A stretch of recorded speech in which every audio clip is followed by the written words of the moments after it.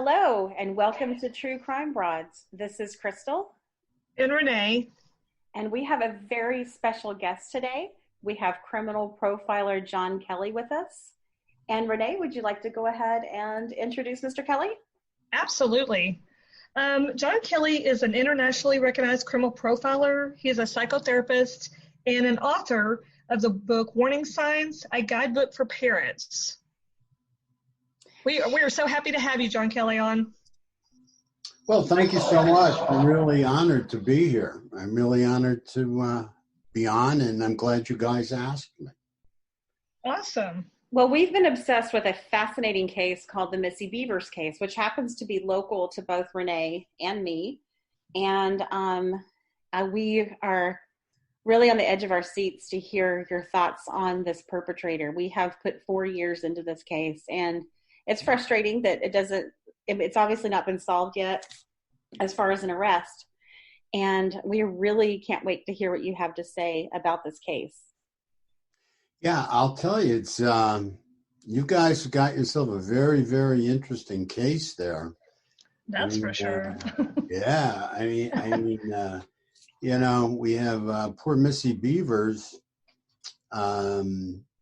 getting ready to teach her class, and then all of a sudden we have this killer come in, and he's wearing a football helmet, or she's wearing a football helmet. Yeah, that's true. And all dressed up in the outfit, the black outfit, that she's like a policeman, more or less. What would you call that organization that works for the police, the strike force? Oh, SWAT? SWAT, yeah, SWAT Yes. outfit, yeah. Sorry, I just lost my train of thought there. So, I mean, it's just very, very interesting the way that took place. If you notice in the beginning, let me start at the very beginning. You're definitely dealing with a very organized perpetrator. I mean, this was, totally organized, totally planned as far as I'm concerned. You had some staging going on where the person, tried to make it look like they were damaging the church. I think they broke some stuff inside the church. And I think that, that was purely for staging. I mean, and kind of stupid in a way because, who wants to break into a church? I mean, how much money are you going to get out of a church? Unless they were trying to, emphasize maybe they were younger people, younger kids. Doing something like that. I mean, I don't know if that's where the staging was supposed to lead. They thought that would lead to the cops. What really grabbed me, and I'm sure it probably grabbed you guys in your audience, was the car turning in. I think it was approximately 2:30 in the morning. It was earlier. Yeah.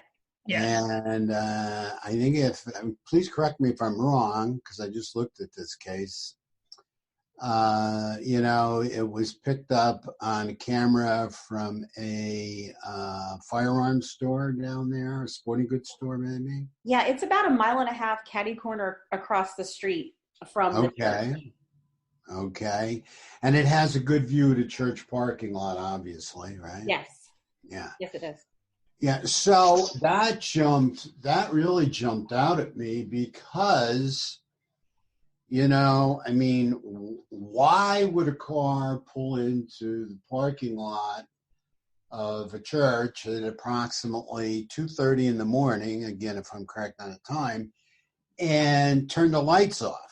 Well, I mean, the reason they're turning the lights off while they're still moving in the car is because it's a stealth-like approach, and they really don't want to be seen. So they're obviously up to something where they don't want to be seen or recognized or identified. And then, I think the car puts the lights back on and then leaves and comes back later, or no? Was that more like towards 5 o'clock? Yeah, that was later. Okay. Yeah. So this is the actual scene where the car is pulling in closer to when Missy arrived or was arriving, right? It was before. Well, the one about the SWFA, which is the gun store. Yeah. The car is seen turning off its lights, pulling in, and I think they wait there for about like 3 minutes, and then before they leave again. That's around 2 something. Right. So that's earlier, a couple hours before. Okay. So that's before. And then do we have a video of the car coming back, or no? That's the only video of that particular car. That's the only video of the Nissan Altima, but we do have eyewitnesses that saw a small dark SUV fleeing the scene of the crime after Missy's murder. So those cars don't match. Okay. So if that Altima was the perpetrator, he or she was in a different car. Okay. That's interesting. Yes. Now, the other part of it is that, we have a person that realized, as far as I'm concerned, that's why I think it's so organized. We have a person that realized that there were cameras inside the church. They knew that. Yes. Okay? Or they would not have dressed like that. I mean, I've never heard anybody trying to rob or vandalize a church dressed up like that, right? So, right. Correct. And we know the whole thing's BS, and we know there was, staging and everything else that went on there.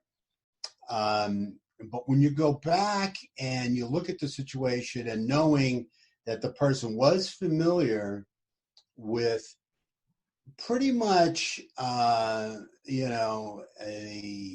cameras in the church. But I have to say that there were no cameras outside the church. Do we know that for sure? Or were there cameras outside the church that the perpetrator was able to get around? There were cameras, but they, for whatever reason is unknown, were not working that day. Oh, that's very interesting. Yeah. Right. And so we tend to think that the perpetrator parked at the church. So it makes me think that perpetrator had some inside information on the camera system, because they were, like you said, they're covered from head to toe.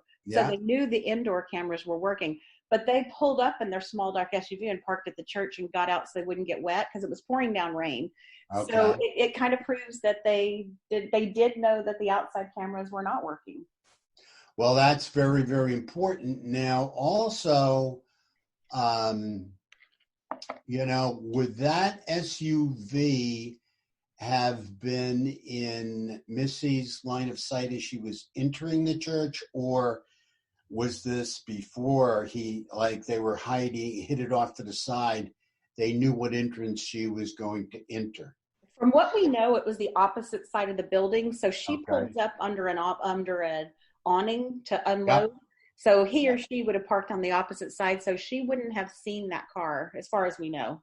And the way the church sits, it kind of sits at an angle. So when you're coming up the driveway, that part of the building is really completely, you can't see anything on that end of the building where we think the perpetrator parked. Right. Where she enters and goes to the awning area. So it's completely, you're able to not see anything where they were at, where we think they were at. Okay, yeah.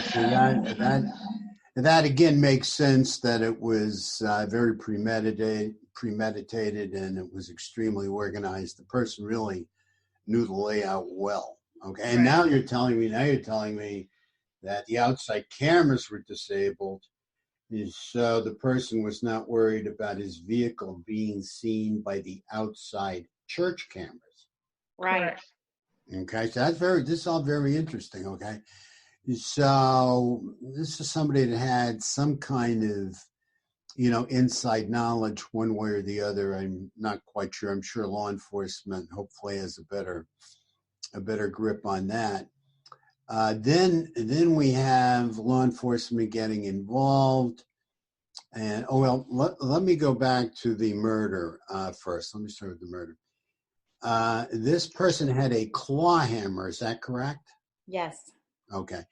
So supposedly they killed Missy by beating her in the head and chest. Is that correct? Yes. Yeah. Okay. So they did not go at her face, or was it like the forehead, the back of the head? Do you know, or we don't know that? They've been very tight-lipped about everything in this case, but they did say puncture wounds to the head and chest. That's the only thing they've told the public about the actual murder. Okay. So I didn't go at her face, was head and chest. Okay. And then they put out a number of warrants, as many people have said. They tried to cast a huge net and in different directions, and nothing came from those warrants, right? Right. Okay. So now we have Missy's husband having an alibi. He was away on a trip. Yes. What can you guys tell me about that? Well, he goes on an annual fishing trip, and Okay. we were able to confirm that through people who know him well. And then I literally scrolled back on Facebook and saw where they had been talking about it the prior year. So it is true that it's an annual fishing trip with the same group of guys, and they go to the same place in Mississippi. He had just arrived and was about to get on the boat, and he commented that if they would have called him just a few minutes later, he would have not had access to his phone for a long time and wouldn't have found out about her murder. But they called him just as he was about to get on the boat. So instead of getting on the boat, one of the buddies offered to drive him back to Midlothian, which is in the Dallas area, and to be with family and to be with his daughters, and to see what was going on. Excuse me. They initially told Brandon, that's Missy's husband, they initially told him that she was in a car accident. A family member made that decision, just thought it was too much for him to learn that she had been bludgeoned to death. Huh. Just so that on the ride home, all he knew was that she had been in a car accident. Mm-hmm. And he didn't even know she was deceased at that time? I believe he did. They did say she was killed. Okay. I think they said she's no longer with us. Yes, Okay. that was what the person told him. Okay. And so pretty much his alibi has been substantiated?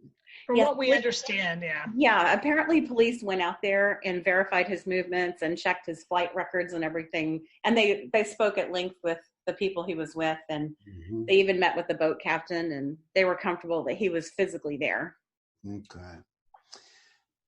Now, I saw a video of him being interviewed by one of the stations there.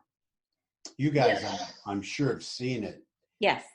And he said, he just wanted to get closure. I'm trying to remember which one you're talking about. It was a quick sound bite, but it caught my ear. He said, we just want to, I'm pretty sure, he said he wanted to get closure to this case, and he wanted to go and do his mourning on his own or something. Oh. Yes. There's been a lot of eyebrows raised by some of Brandon's interviews as far as the public goes. Mm-hmm. He has said some things that people thought didn't quite sound like a grieving husband should sound, or sounded just a little off. Mm-hmm.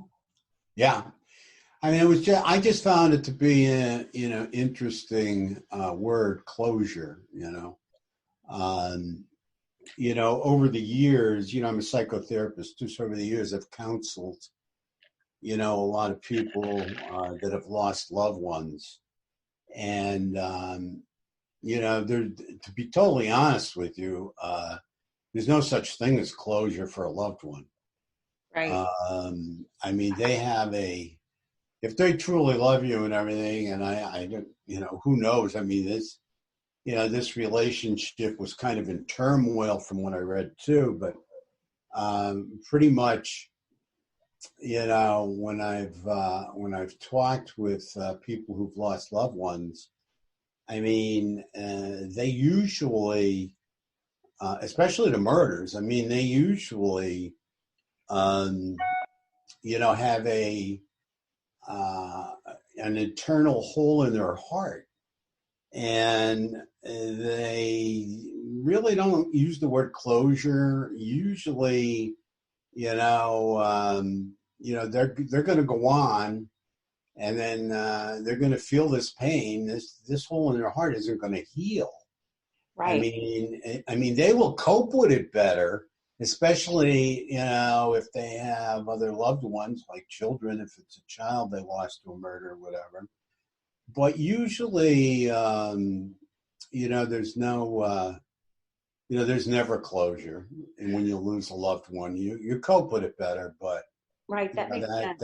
That hole is always there, Well, I do want to get your opinion on this. What do you think about, sharing your feelings in your psychotherapist office where you feel a little more comfortable versus having a camera stuck in your face and you're someone who's never been on TV before? Maybe I just wonder if some of the awkwardness we're hearing from Brandon is just sort of the shock of what happened to him, plus being out of your element.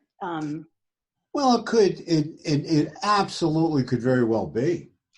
I mean, there's no question about it. It absolutely could very well be. I mean, when you're not used to the camera and then all of a sudden you're on the camera and, you're grieving your wife's death. Everybody grieves death differently. Everybody grieves differently. And, it could be just what he thought was the right thing to say, in this sad situation from watching so much of this stuff on TV. Because, how many times have we heard closure on TV? Yes. Seriously. It's like a buzzword. It's a buzzword. Right. Closure. And those of us that have been on the front lines, we, understand it more. But it's just, it could be just the normal thing to say. And like I said, everybody grieves differently. So he may have just wanted to, felt a certain amount of pressure and anxiety and just blurted whatever out and went off and, truly mourned his wife,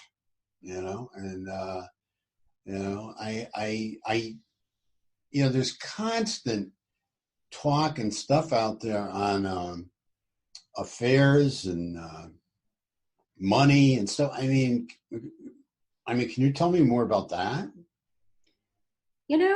The search warrants is where that information came from. And, the search warrant, of course, is just basically the police officer that is writing the affidavit, trying to convince the judge to let them have the search. And they said something to the effect of they had found in the phone records, apparently texting or phone call, I guess in text, they had found that there was some marital discord as far as finances go. And as far as they found some evidence that there might have been an affair on Missy's part. I think wasn't there an article where it was reported that Brandon had also told them about one of the affairs or the affair, whichever one it may be, I don't know. But right. I think he told them about one of them, and I don't remember which one, but yeah, and that wasn't something that was a hot topic at the moment. It wasn't something currently going on, I should say. That affair was from maybe a year prior.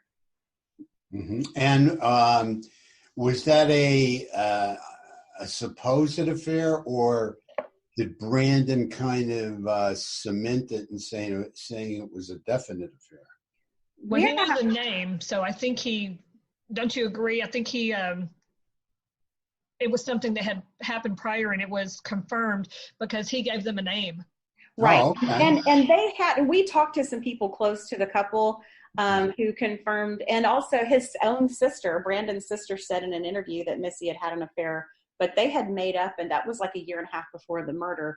And her name was Christy, Brandon's sister. She said in a TV interview that it was in the past. I mean, they had made up, but obviously feelings like that don't just go away overnight. But you know what I'm trying to say is that Yeah, for it wasn't sure. going on that we're aware of at the time of the murder.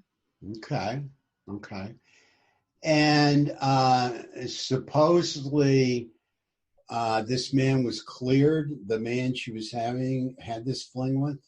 You know, we've seen all the search warrants, and we've reduced down to requesting them quarterly now because they had slowed down considerably.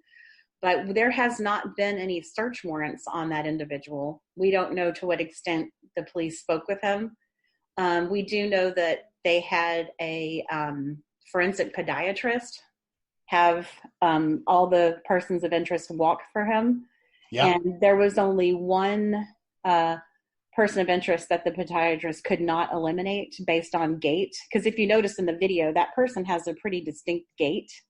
Yeah. And so I don't know if the ex-lover was part of the group. We just don't know who's on that list of people that they had walk for the podiatrist. I think in an article, I think somewhere we saw, remember that one search warrant that has a list of people that they had walk, and there's 4 names and they have them redacted, but you can tell there's 4. Oh yeah, that's right. We just don't know who. And I asked the forensic podiatrist, and he said, "I'm so sorry, I can't tell you." He's a very nice man, but obviously for the case, he wasn't. I just thought it was worth a shot, but he said he couldn't. We pretty much try whatever you can think of. Yeah, I know. I know the feeling. I've had various journalists take some shots at me. Oh, could you tell me this? Or sorry, ma'am, can't say anything right now. It's worth a try. Yeah. She said that. That's exactly what she said too. Worth a try. I said, yeah. Have a nice day now. Yeah, exactly. When we look at, Randy's father, he has an alibi. He was away with the mother out in were they in California, I think? Yes. Yeah. He was Randy Bevers, who's Brandon Bevers' father, who was Randy, right. Yeah, he would be Missy's father-in-law, of course. He and his current wife, not Brandon's mother, but his second wife, were in California doing what they always do. They travel in an RV, apparently, a good bit of the time. They're retired, and that happened to be where they were at the time of the murder. Okay. You see what you guys have in the beginning, to kick this case off. You have something. And law enforcement has something that's important. You have the how. You have how she was killed. Okay, she was killed with this claw hammer. Am I correct? Yeah. So now what we want to find out is, the why. Okay, because if we can find out the why, that'll lead us to the who. All right. Yes. So was there? Who had motive? I mean, who was going to profit one way or the other? I mean, anybody, that was going to profit one way or the other from Missy's demise. We don't have any proof that there would be any financial gain by her being killed. Mm-hmm. They're not super wealthy people, so it's hard to think that, of course there's rumors in small towns. People say, oh, I bet that Missy was going to divorce Brandon and clean him out. He's not like a millionaire or anything. From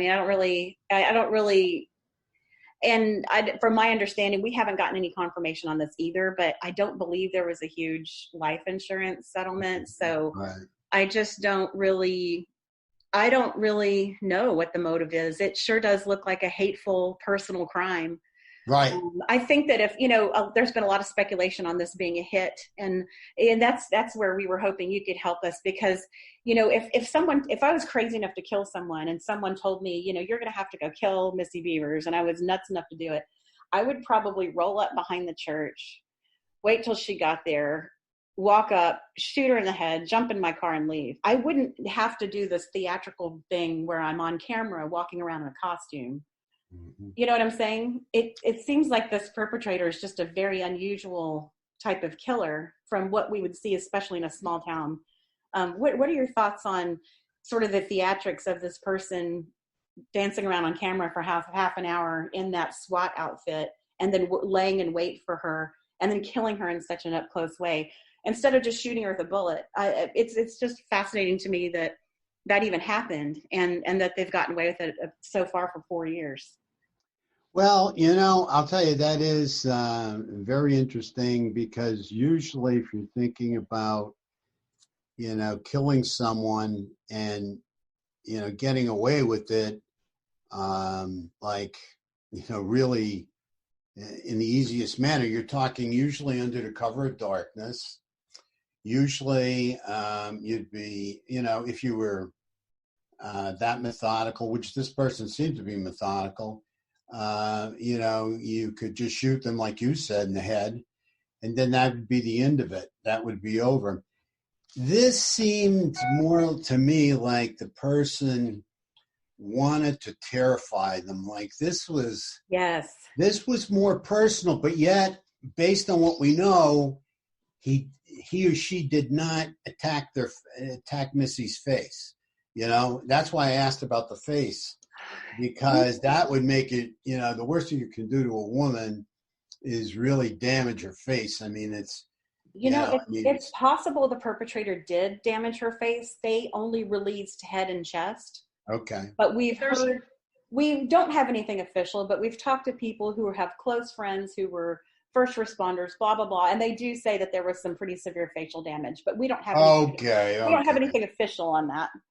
Okay. Now with because that was going to lead me into this question, with this, because it looks personal. This looks personal all the way, right? Yes. I mean, seriously, this is up close. This gives new meaning to up close and personal, right? Right. Yeah. So, somebody here is really hurt and angry, I would have to say. So with the man supposedly that she had the fling with, right? Yeah. What about his significant other? I mean, was he married and, had the fling with Missy? I mean, what about his wife or significant other? I mean, we don't know. It's kind of interesting that you mentioned that, because to our knowledge, they have never been. They were on the target listed because they were two of the people, the husband and wife, that had spoken to her before her murder, or maybe text, who knows.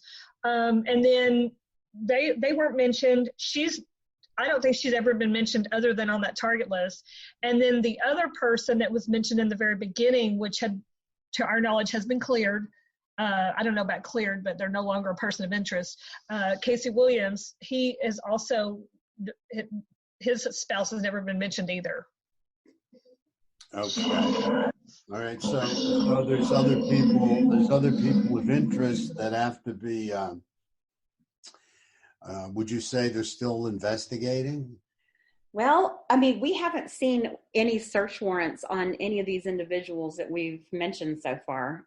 So either they haven't been able to get enough probable cause to get a search warrant, or the people had an alibi or something that police were able to verify, or there's some reason why law enforcement didn't think that they were good candidates to be the perpetrator. We don't know.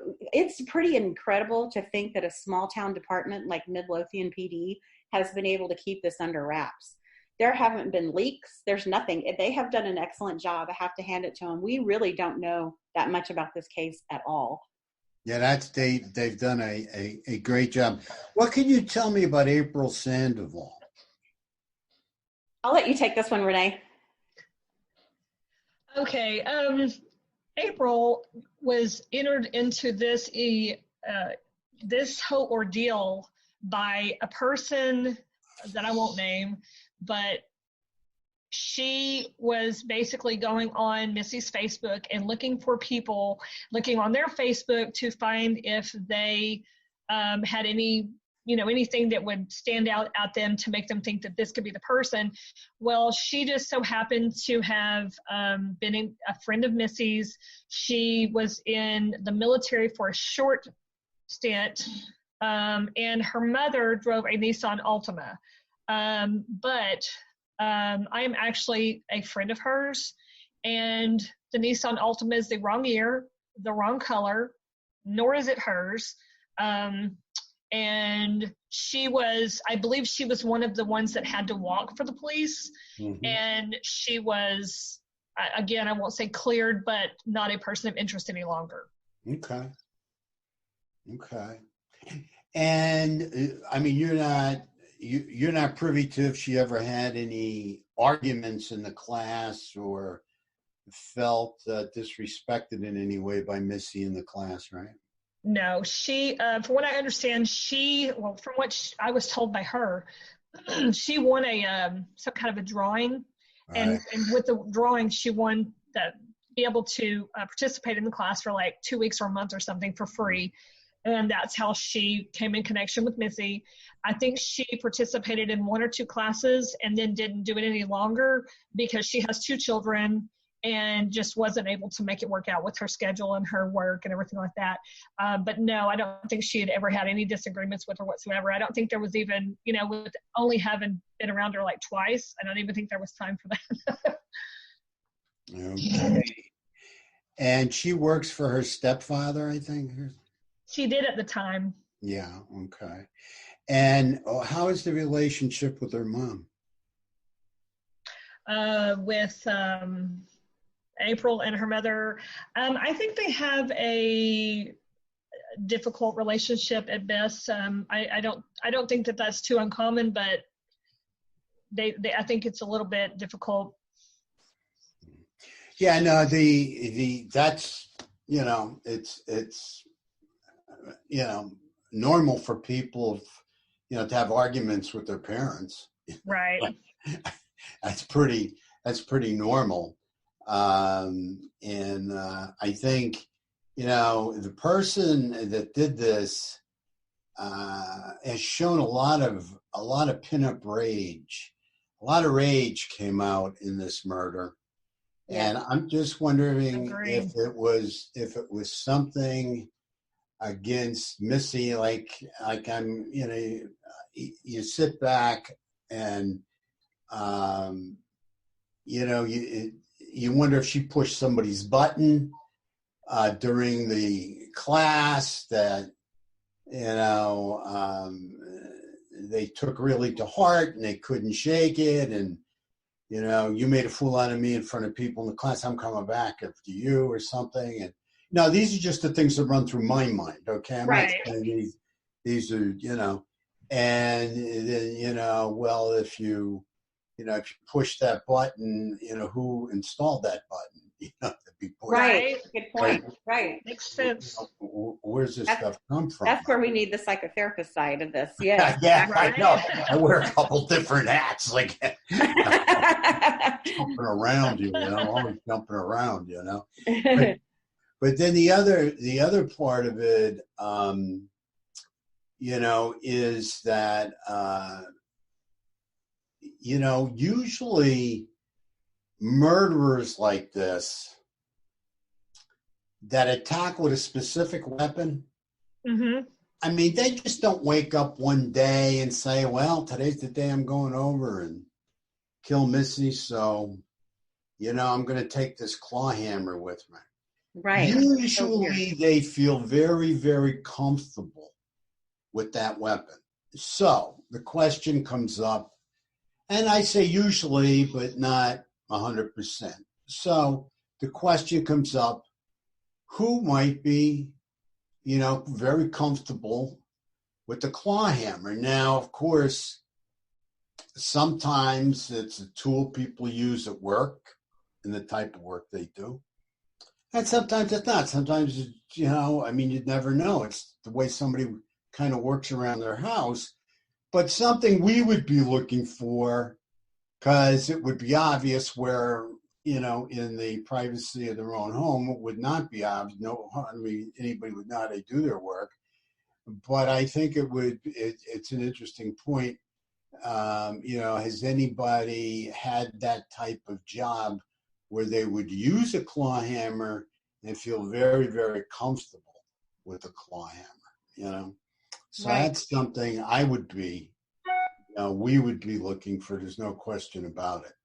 I think that somebody at some point, and I haven't really ever been on this page, but I'm just going to mention it since you're mentioning someone who's comfortable with the claw hammer. Randy Bevers, Brandon's dad, I think that he worked on some type of job where that's what he used, and I can't remember what it was. Do you remember, Crystal? No, I don't. I know he's been retired for quite some time. Yeah, I just mentioned it because you're saying that, but like I said, I've never been on board with it thinking that it was him, but it's just worth mentioning that was something that I can't remember, something to do with rock. I can't remember what it was. Yeah, something like that. I forgot though. Mm-hmm. But he seems like he was in more of a high-end level. Like, I don't believe he was actually physically using a tools for many years though. I think he was higher up in the company, but I'm having a hard time remembering those details because I'm like you. I never thought he was really a suspect. Yeah. So I didn't pay a lot of attention to his background, but yeah, something to that effect. Could have all tools. Mm-hmm. And Dr. Kelly, what do you think about this being someone who, because these Camp Gladiator leaders that lead these classes, they're sort of like local celebrities. They have nice outfits they wear to work out in, cuter than like when I go to the gym, I'm wearing a t-shirt, these people have on cute little outfits that show off their cute little bodies, and they advertise their classes, and they do a really good job of marketing themselves on social media. So they sort of are elevated to almost like a celebrity status. What are your thoughts on perhaps, because it's time where I used to really just bang my head against the wall, who would do this to her? Who has a motive? But as time wears on, I'm starting to sort of think about maybe somebody more on the periphery of her life who might have been obsessed with her, been watching her exercise, watching her videos, watching her social media. Do you think it's possible that this is some kind of a demented person that zeroed in on her from a little bit farther out than her immediate circle? Well, certainly possible. Usually, these kinds of we'll call them celebrity stalkers. I mean, usually, there's going to be some contact before, there's going to be a lot of, usually some prior contact. I mean, in some cases there isn't, but I mean, like John Lennon being murdered, I mean, he never knew that guy, and it killed him. The guy just showed up and shot him and killed him, But, with Missy, I mean, it's not like she's a celebrity that's all over the TV and this and that and everything else. But anything's possible. I mean, obviously, it could be a demented person, but usually with a demented person, you're not going to see a lot of organization, I mean, they're not going to go through this whole elaborate kind of, I mean, usually they don't have the thought process to be so structured. I guess by demented, I was thinking more like, sort of like the profile of maybe a serial rapist or a serial killer or someone who, I guess that kind of demented. Maybe they are methodical, but it's more just because they're psychologically off. It's not necessarily something that Missy did. Yeah. I mean, it could be just that. It could be just that. I mean, usually when you start to get to that degree, you're talking about what we call a visionary killer, right? A good visionary killer, good example of a visionary killer would be Son of Sam in New York. Okay, and it goes back to what you mentioned earlier. Why not just go up and shoot them in the head, right? Right. I mean, that's what he did. Okay. But somebody getting a message, from they believe God or the devil, that this woman needs to be killed. I mean, they're pretty much what we call visionary. They get voices, hear voices. Now, Son of Sam, you can see some structure there, but not a whole lot. I mean, he went to a lover's lane. You know, he didn't have to break into anything. He didn't have to transport anything. I mean, just showed up, you know, shot the people, you know, and then that were in the car, and then that was it. He left. I mean, that's what he did. But with this case, I mean, you have to understand, you're telling me that video cameras didn't work on the outside, they were disconnected? We don't know why they weren't working. We don't know if they were malfunctioning prior to the murder and the church hadn't bothered to get them fixed yet, or we don't know if the perpetrator dismantled them. We have absolutely no information on that. All law enforcement has said is that the outside cameras were not working. They were not really working. Strange. Okay, that's strange. At that particular time. Okay, so then we're looking at the person knowing enough to, you know, cover themselves up and wear a great disguise. You know, the SWAT outfit, you know, could lend itself to a wannabe law enforcement kind of person, you know, that could be deranged. I mean, it's possible. See, right here, we have a lot of things that are possible. Anything is possible right now. And you know, I mean, they're just going to have to continue, you know, focusing on leads, you know, and trying to get as much information as they can. Now, if it wasn't personal and it wasn't about money, you're, you know, pretty much telling me that there was no huge insurance policies or anything like that, right? That we don't know.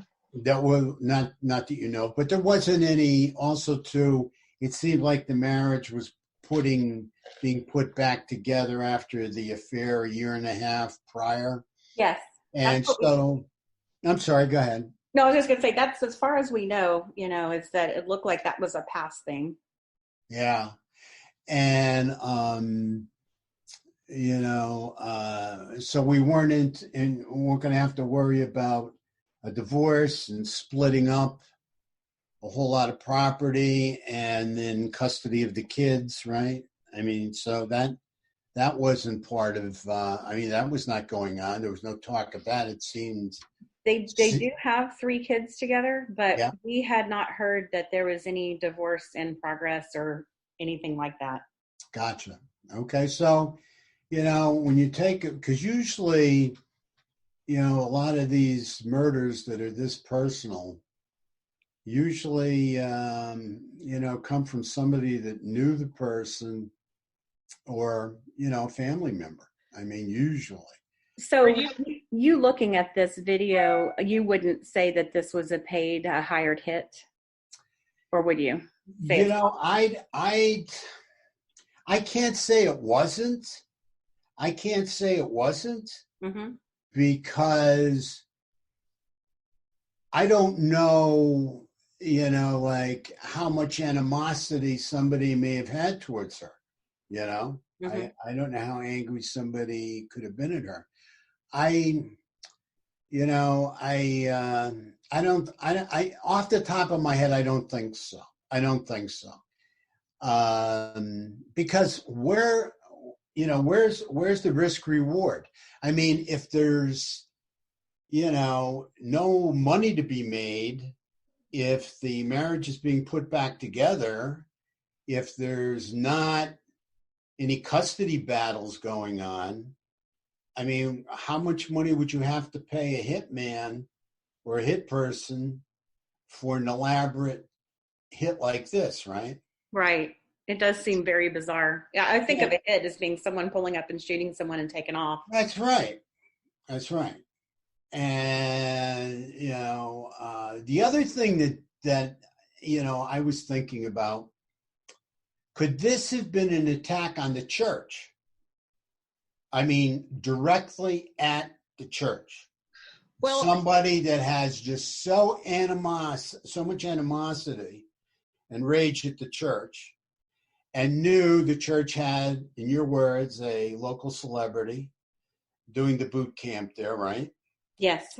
I mean, now that could be a pretty deranged person, okay, that was familiar with the church, maybe was ostracized from the church, maybe were wrong about the staging inside. Maybe that person was just starting to take their anger out on the facility itself before they got to Missy. Interesting. So I'm looking at, is this somebody that is just going to really, take it out on this church and rub the church's face in it? Then you talk about, we have a problem with the outside cameras. The person knows the layout inside the church. Did the pastor or anybody in the church did the church itself have any problems with anybody leading up to it?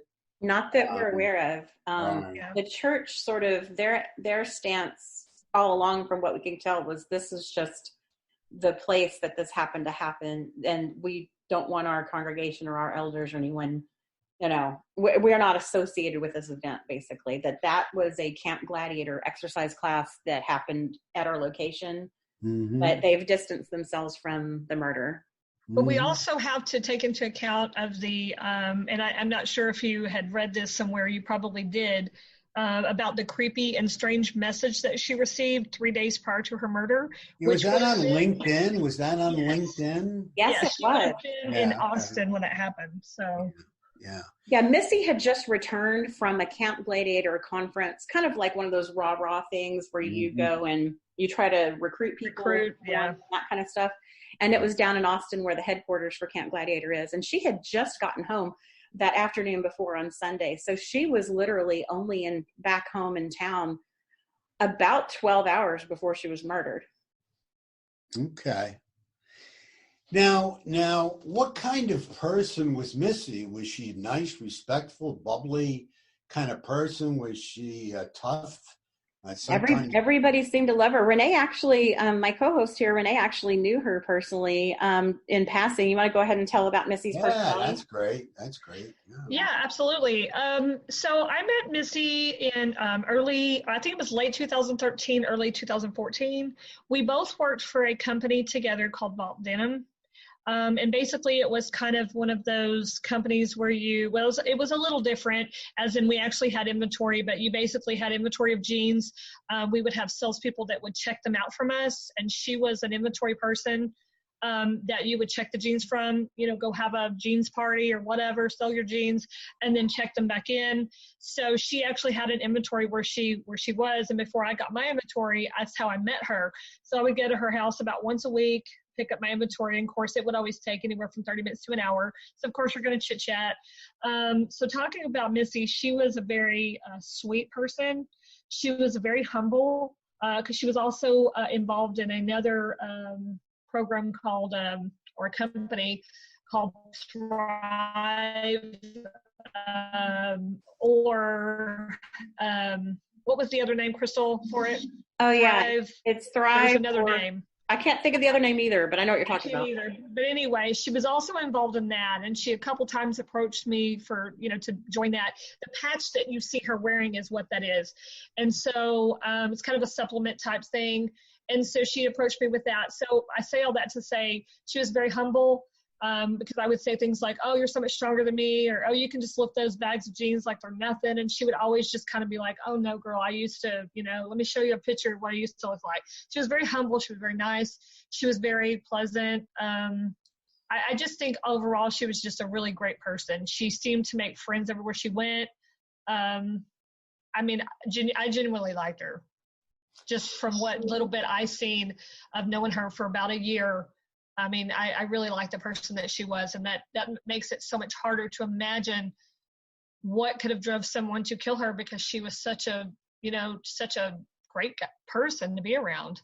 Well, and especially in such a brutal manner, Yes, it's just in a premeditated manner, it's just unbelievable. This isn't someone that lost their temper and killed her at the last second. They planned this thing out. Yeah, exactly. Yeah, because they were getting dressed up like that to just break some windows in the church. Or, Right. I mean, this whole thing was really thought out. We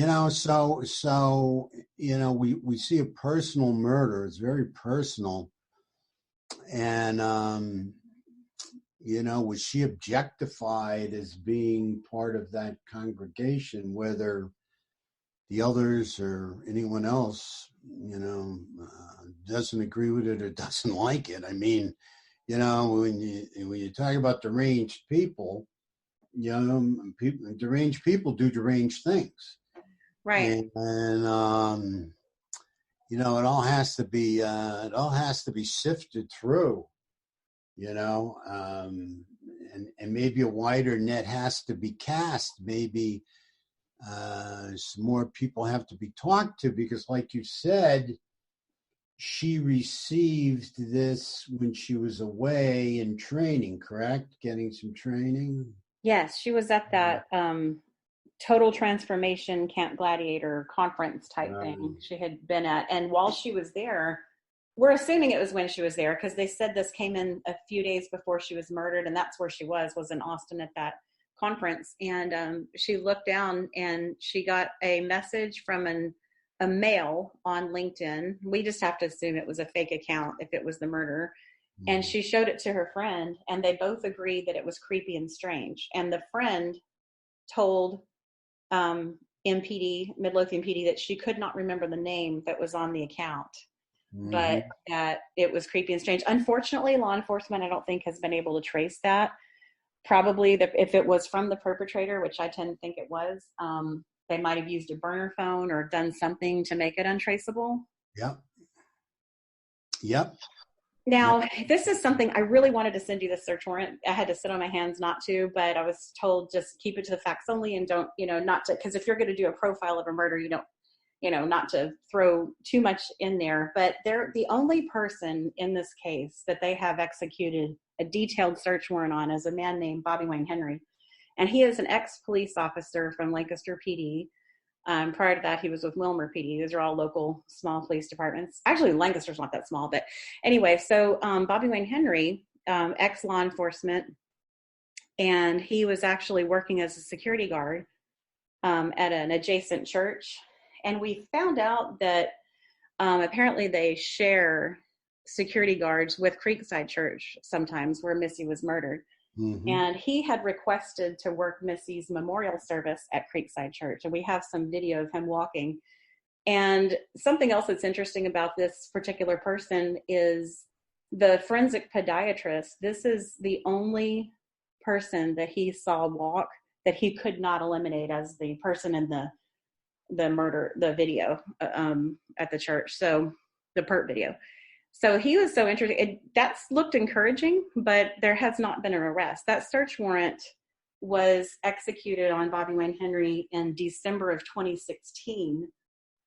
They had questioned him at the police headquarters at MPD May 5th of 2016, which is just like a week and a half after her murder, a couple weeks after the murder. Well, he had if someone were involved, they had from May to December to get rid of things.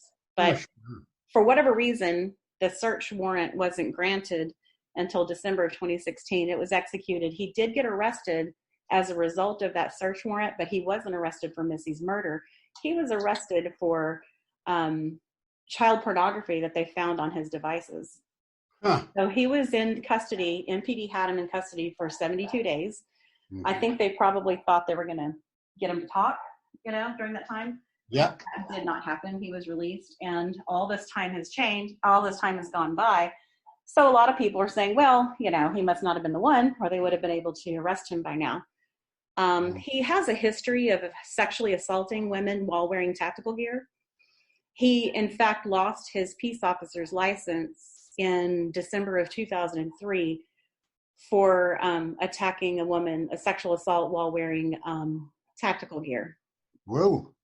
Well, I think it was just his police uniform, wasn't it? Because he was actually on duty. No, he was working, I can't think of what it's called. It wasn't his police uniform. It was He was brandishing a gun, and he had some other really unsavory things in his past. And this isn't gossip. This is straight from public records. He was on trial in 1996 for a rape where he used police gear. Not all of the case records are really specific as to what, but he did have handcuffs for that one and some other police items.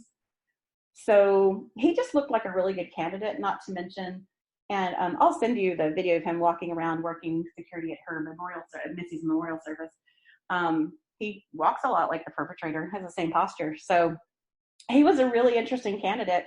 And there's a really good HLN, Headline News program, and they discuss him toward the end of that program. That was, the series is called Crime, Lies, and Videotape, and Missy's episode is number 4, and it's called Murder in the Church. And that's the only time I've seen him really, get discussed much in the media. That was a really good show.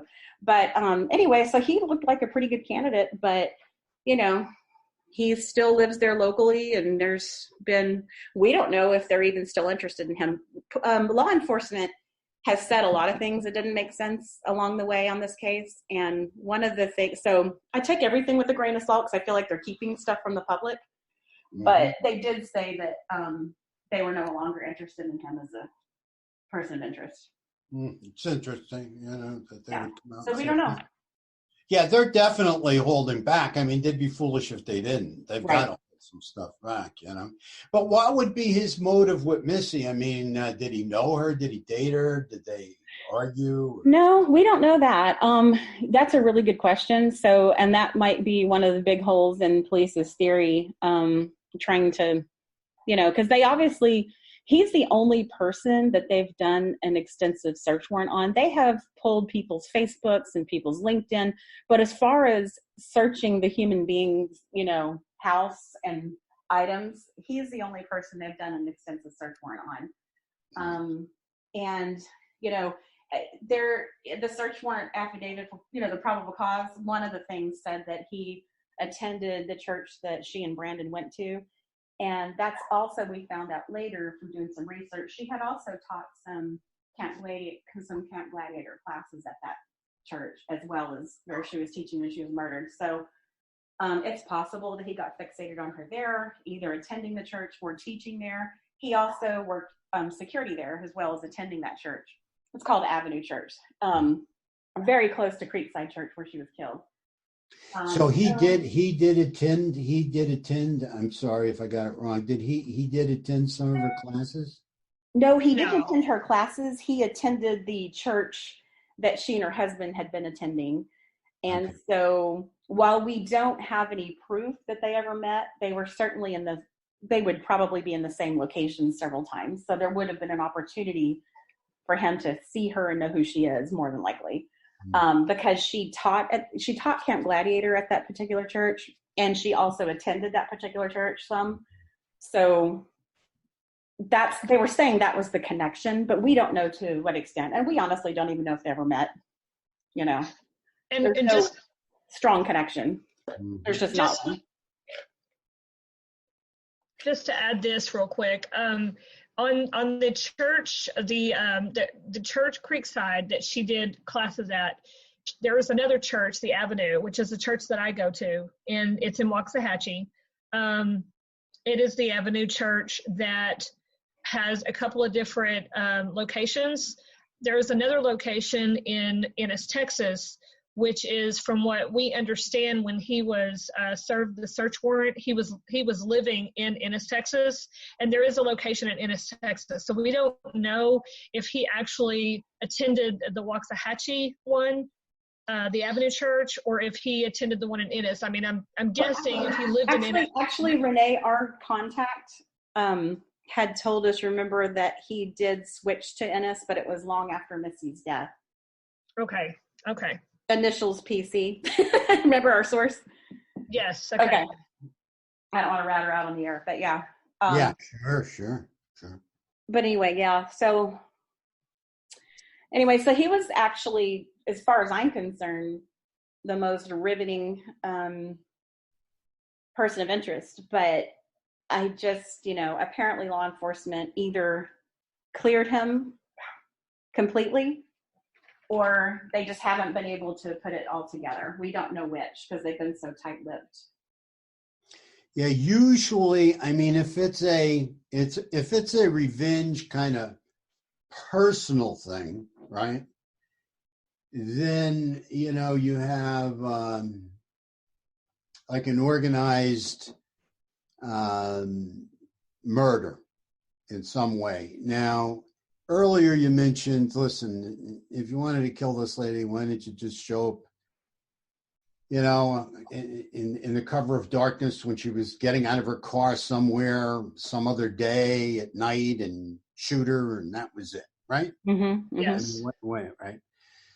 So this whole thing is very different, but because of the overkill, it looks very personal.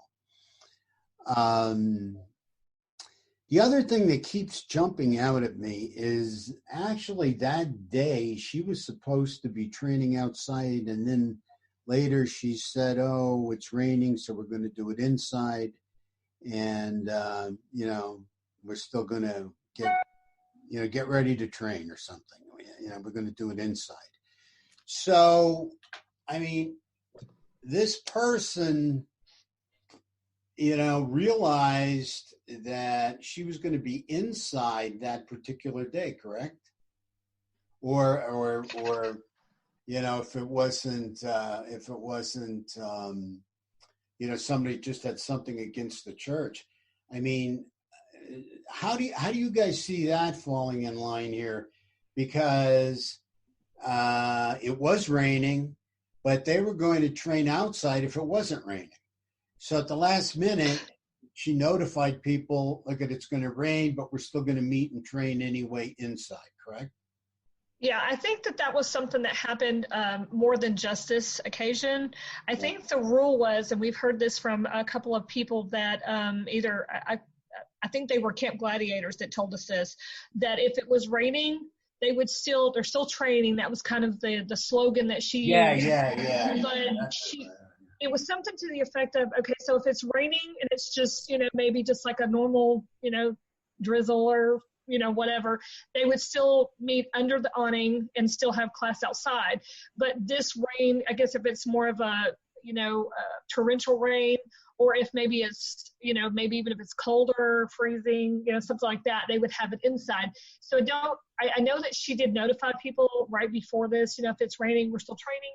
But I think that they already had a pre, you know what I'm saying? It was already something that they knew about, that they were going to be inside if it was either raining really hard or if it was super cold. So I think they kind of knew that in advance before this particular murder happened, if that makes sense. Renee, I'm glad you brought up the rain. Dr. Kelly, what do you think about this? It was pouring down rain, and this perpetrator he didn't slow down. He or she didn't slow down. They still went forward with their plans. That's just amazing to me that you would get up, you would suit up like that in the middle of the night, because the perpetrator arrived about 45 minutes before she did. This is the dead middle of the night, like 3:40, 4 o'clock in the morning, and you're walking around, it's pouring down rain, hammering rain that morning. I remember it. And still going through that. That's someone who seems pretty determined to me. Oh, absolutely. Yeah, there's no question about it. This person was on a mission. I mean, there's no question about it in my mind that the person was on a mission, whether it was strictly against Missy, also had something to do with defaming the church. I can't rule that out yet. I don't think we should rule that out. Right. So I mean, they were on their way. That was a person on a mission. Now, when you look at the time, that Missy was grabbed inside the church, would that have been the normal time that she would have been inside if it wasn't raining and she was going to do her class outside? We have heard that regardless of whether that she had a key to the church and she would always unlock the church. And I guess so that the participants could use the restroom if they needed to. I think her going in before the church really wasn't that unusual. I guess the unusual part was probably that she was starting to set up inside, whereas she would normally set up outside. What do you think about that, Renee? Yeah, I agree with you. I think that that the only thing that I can see that would have been it would have probably been known, but not as well known as the part about going in the church if it's, inclement weather, would have been the part about there were a couple of Camp Gladiators that did, I guess, because of their work, maybe they couldn't do the 5 a.m. to 6 a.m. class. So they asked since she got there early, if they could just start the class at 4:30 to 5:30. And the reason we know this is because there's Missy made a post saying, I have a couple of Camp Gladiators that show up early and they do it from 4:30 to 5:30. If you'd like to do that too, it works better with your schedule, you're welcome to. So the time frame for the perpetrator to have pulled this off is such a very small time frame. It's just amazing that they were even able to pull this off, first of all. But second of all, were they privy to that information? Because it wasn't like it was a thing that had been happening for a long time or that she posted about it a lot. Yeah, since the 4:30 early arrivers were not publicized, I would be willing to bet that the perpetrator did not know about that. And he was working off her normal schedule of, that was widely publicized, that she would be there teaching at 5. I think the perpetrator, there's no way the perpetrator could have known about those 4:30, those 2 ladies that come at 4:30, because then that window tightens up to almost nothing for him to work with, or him or her. Exactly. So that only leaves them about 12 minutes. Yeah. That's crazy. Yeah. And the other part of this too is they're attacking a woman who's physically fit. Right. Yeah. And, God bless her. I mean, she's humble, like you were talking about, Renee, and everything, and a really nice, I guess, kind of gentle type person. But, survival instincts would have kicked in at some point, and, she had to be strong for her size and everything, wouldn't you say? Oh, absolutely. Yeah, I saw it firsthand. I could tell she was very strong. I made comments to her often about that. And so I definitely believe that she could have, if she wasn't attacked the way she was, I'm sure she would have been able to definitely fight back in a way that most of us couldn't have. And those pictures of her on Facebook flexing her biceps, those are some big biceps. You don't see those on women very often. Right. Yeah, she's really strong, I have a question for you. Yeah. Do you think that the killer is, because there are a lot of groups on Facebook, there's a lot of podcasts dedicated to this, in addition to ours, there's a lot of, a lot of everything for people to look and see and hear. Do you think that the killer is listening, watching? And if so, what would you say to the killer if you could say something to them and they were hearing it? Ooh, good question, Renee. Yeah, I would, tell the killer that he or she should probably give themselves up. I do believe that if the killer is out there and he's not really mentally incapacitated, I mean, he's not that, that deranged, that he is listening to everything and he's watching everything. And he really enjoys that because he's enjoying his power, his control. So far he's gotten over, but I would tell him that it's only going to be a matter of time. Right. What goes around comes around. I mean, the world is round, right? Right. I mean, this is how it goes, and it's going to come back. Now, what I'd like to leave you guys with for now, this is such an interesting case. I'm gonna have to bounce this off some of the guys on our team. Oh, great. Okay. See if they want to get involved in this. because this is a very, very, very interesting case. The first thing I think that's that we've got to put a focus on is what type of killer do we have here? Do we have that, deranged guy, that is deranged for whatever reason, and whether it's against her, against the church, whatever, just showed up to do damage and kill her, and he's not really, he's really, really mentally ill. Okay. But when you look at, and I don't believe in coincidences a lot, when I look at how stealth-like, the person was, and I got in there and, maneuvered around, and, obviously, may have been seen, his vehicle may not have been seen. I mean, first we're talking about a Honda, right? Now am I correct? Or that Altima. Yeah, that Nissan Altima that was seen catty corner across the street a couple hours before the murder. Yeah. Law enforcement has said that they don't think that's the perpetrator. They just want to talk to the person. We don't know if they're telling the truth about that, though. So. Okay. Yeah. And then there's a small dark SUV that was seen fleeing the scene of the crime at about 4:30 a.m. from the actual church. Well, that would make much more sense to me. That's what I would be focused on. Yeah. Firstly, and I would keep the other car kind of on the back burner in my mind. But so we can be talking about a deranged kind of person. Now, we have not heard, or have we heard, about any sexual abuse?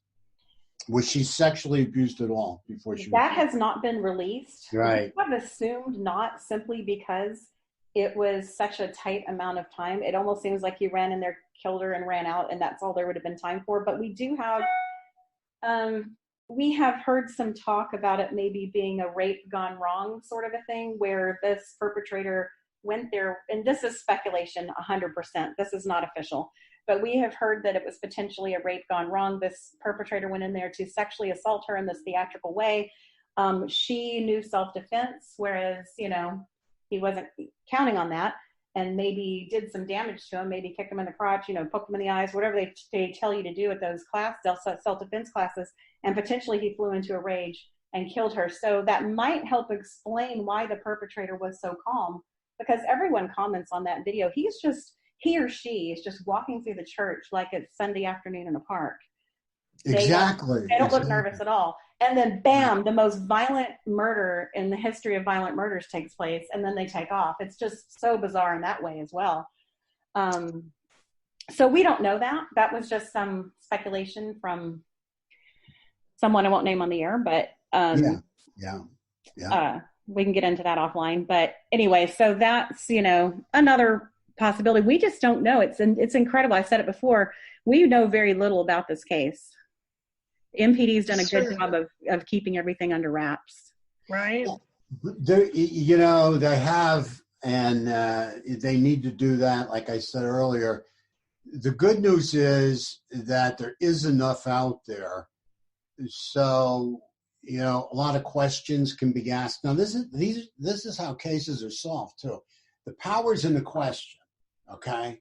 By people talking about it, questioning it, asking questions.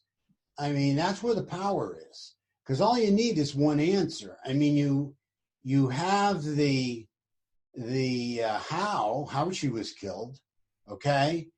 And now we're looking for the why, right? So the questions need to be focused on the why. And if we can come up with the why, that'll lead us to the who. Now, if hopefully lead us to the who, was it a rape gone wrong? Was there any, possible sexual connection?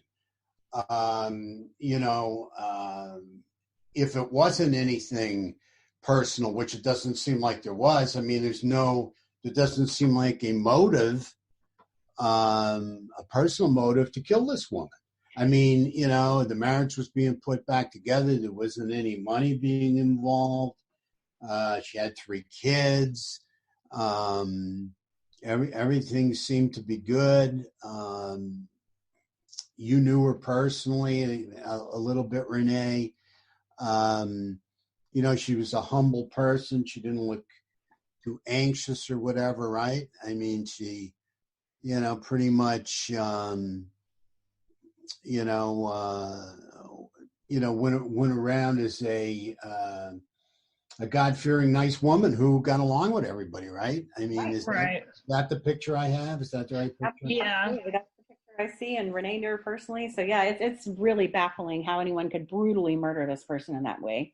Yeah. And we did hear a rumor, and I'm going to chalk this up as a rumor, but 2 different locals told us that one of the POIs, and I won't say who since it's a rumor, but had made some advance at her. I don't know if it was comments or asked her out or something, and she told him to hit the road, and he was back for revenge because he didn't take rejection well. Now that seems a little extreme reaction to rejection, so I don't know if I believe that rumor, but I did want to put it out there since we heard it from 2 different sources.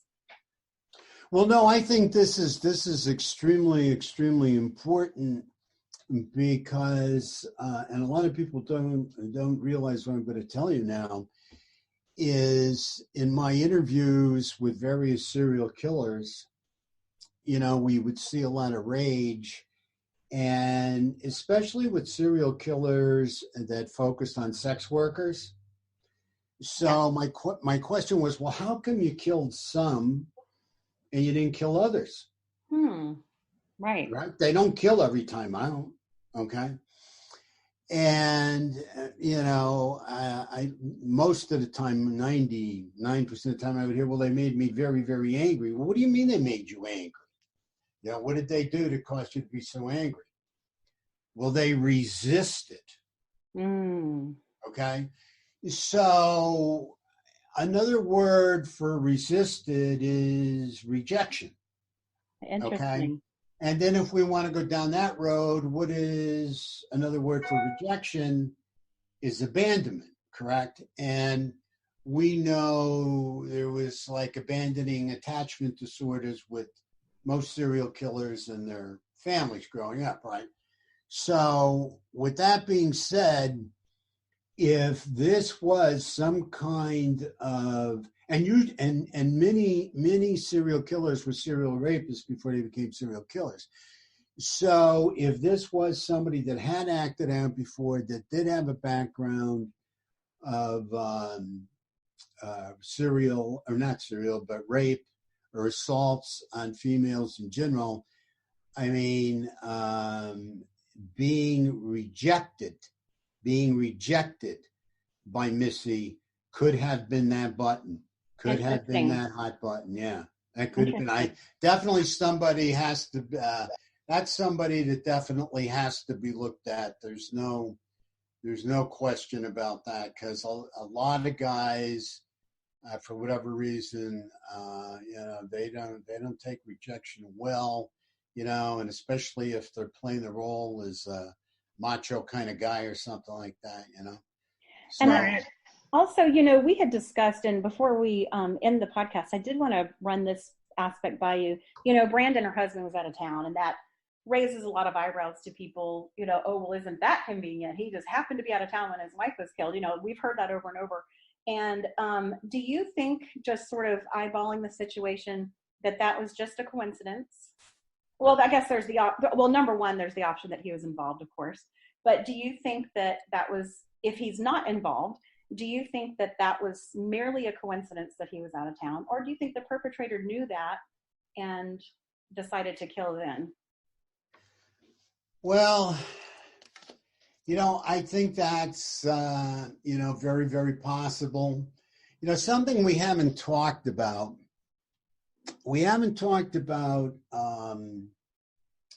You know, I've been kind of going around it here, you know, looking for, you know, marital reasons. Usually it's because of, you know, vengeance. They're angry because an affair's going on or something. lots of times it's over money, and it's over custody of the kids or whatever. And to me, what jumped out that was interesting was not only Brandon was out of town, but Randy was out of town at the same time. And not that they had anything to do with it. I mean, I certainly would never accuse them of having anything to do with it. But in looking at the various segments that I looked at, but I guess, Randy was cleared by the podiatrist because he seemed to have a gait from the back. If you look at him walking from the back, it's, it seems a little similar, but if that means nothing. That means absolutely nothing, and that does not mean that he was involved or whatever. I just think, both of them being out of town, maybe if she was killed at her house, mm-hmm. it would mean something to me, or outside her house or something like that. Right. But what would it have to do with the price of nuts? Yeah. I mean, if they're both out of town and she gets killed at the church. Well, I guess because it would establish an alibi. But here's the thing. I did want to interject this about Randy Bevers. He's not local anyway. So technically, Randy Bevers is always out of town. He lives in Austin, which is about 3 hours south, 2.5 hours, I guess, south of Midlothian. So he frequently does travel in the RV with his wife, according to his family. So him being out of town really isn't suspicious at all because he's rarely ever in that area. He comes to visit, but so him being out of town doesn't trouble me. I understand with Brandon being the husband and him being out of town, that bothers people. But it was an annual trip. I mean, I've talked to people who just think it's a complete coincidence, and other people think it just means he's guilty. So, people are kind of all over the place on that. Well, I think it boils down to two things at this point. I think it boils down to one, the person had a personal grudge for whatever reason directly with Missy Bevers or the church, okay? Or this was, some kind of deranged person, be it, like I said, a possible, mentally ill, visionary kind of person, which I don't think it was, or was it a sex offender? Okay. I mean, I think you have to ask yourself, what was the gain from killing this woman? Okay. Right. What was the gain? I mean, you got this really good looking, attractive, in shape woman who doesn't have any money on her. So it's not about money. So it's usually, if it's not about money, it's usually about, relationships and vengeance or a sexual predator of some sort, right? Right. So I think something we need to keep in mind is that the best predictor of present or future behavior is past behavior. Amen. Yes. Okay, so I think that's, something that has to be taken into consideration here, especially if we're looking at a sexual kind of angle here. Because I could see somebody that's macho or whatever thinking, well, I'll just overpower this woman or whatever. She's really attractive. I've seen her on TV and everything, not realizing how strong she is. Yeah. Gave him or her or whatever. Yeah, she could have gotten a couple of good licks in, and all of a sudden his sexual motive is gone. Now he's just angry. Oh, yeah, no question about it. And not only angry, fear, because he's got to get out of there. Right. And he's got to now just, neutralize her and get out of there. I mean, sex has gone out the window, Right. Excellent point. But see, we've gone over a lot, and there's a lot that has to be sifted through, and we're just so thrilled that you came on. Thank you very much for this.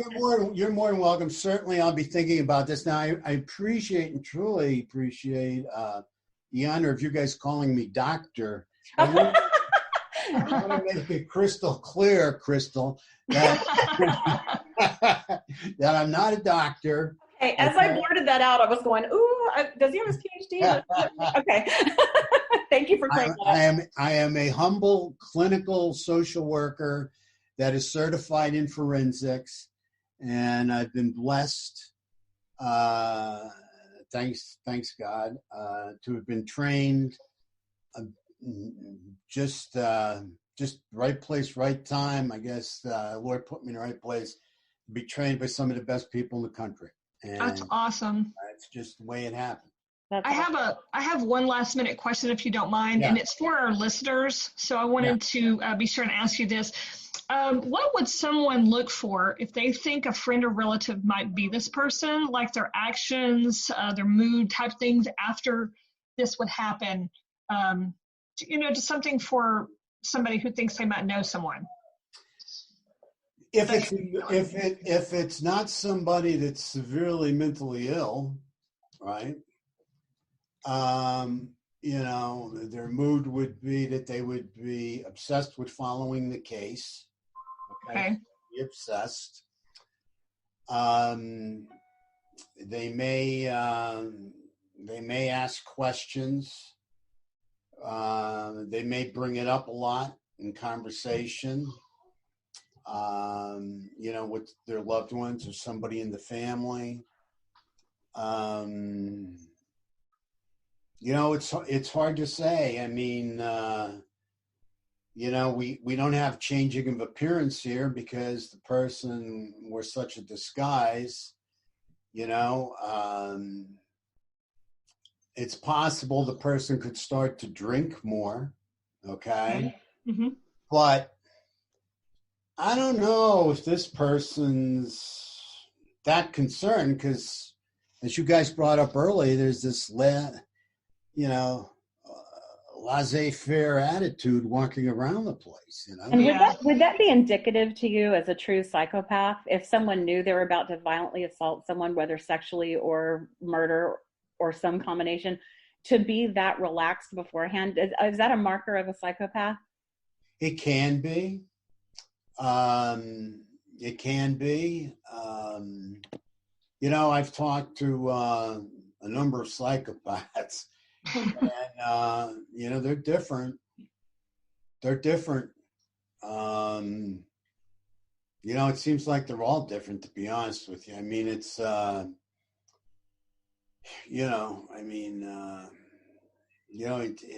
but this person, I just think was just looked like brimming with confidence or whatever. I mean, I don't just,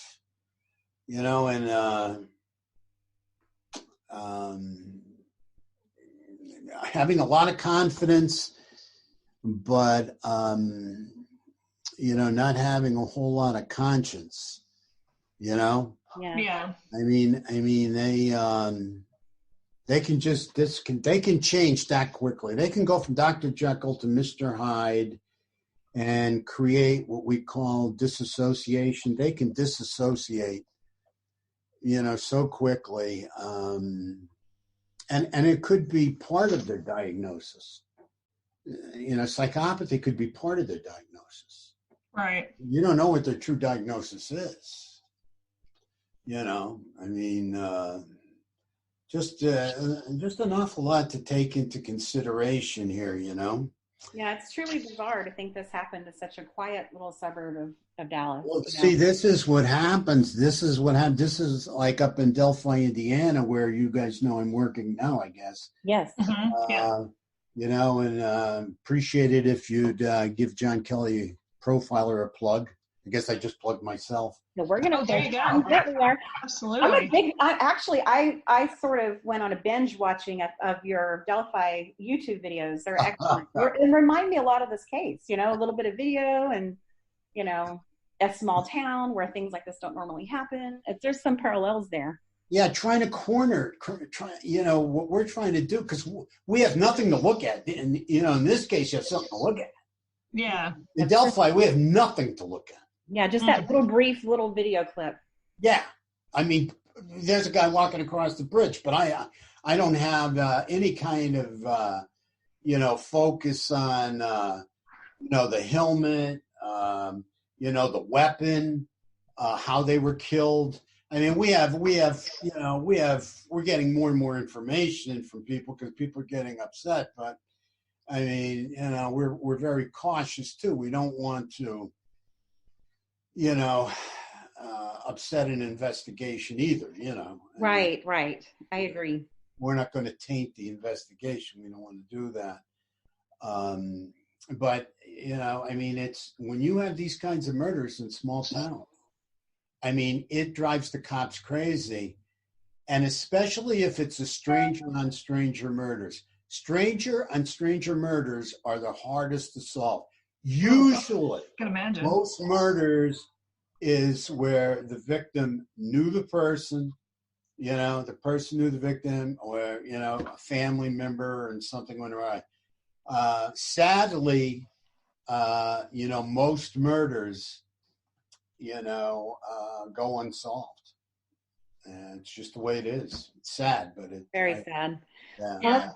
Well, we really appreciate you having me. Sure, my pleasure. I enjoyed it, and you really caught my interest, in this case. It's really awesome. It's really a major whodunit. I mean, just when you think you've seen it all, here it comes. Something else. Yeah, this just couldn't be any wackier, crazier. It's horrible. So, and for me, it's kind of like I've gone full circle in a way.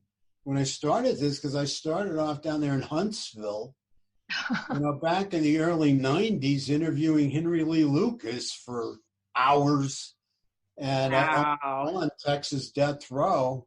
Interesting. And, what a strange character he was, I can only imagine. Oh, man, couldn't shut him up. But anyway, crazy. So anyway, thank you so much. Thank you so much.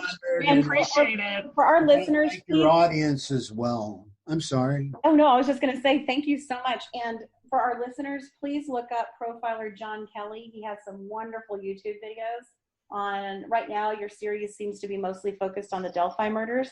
Maybe at some point you might want to do a video on Missy Bevers, and we would. Oh yeah, I'll tell you what. I'll do then. And maybe at some point when things change, if you don't mind, we'd love to have you back on sometime.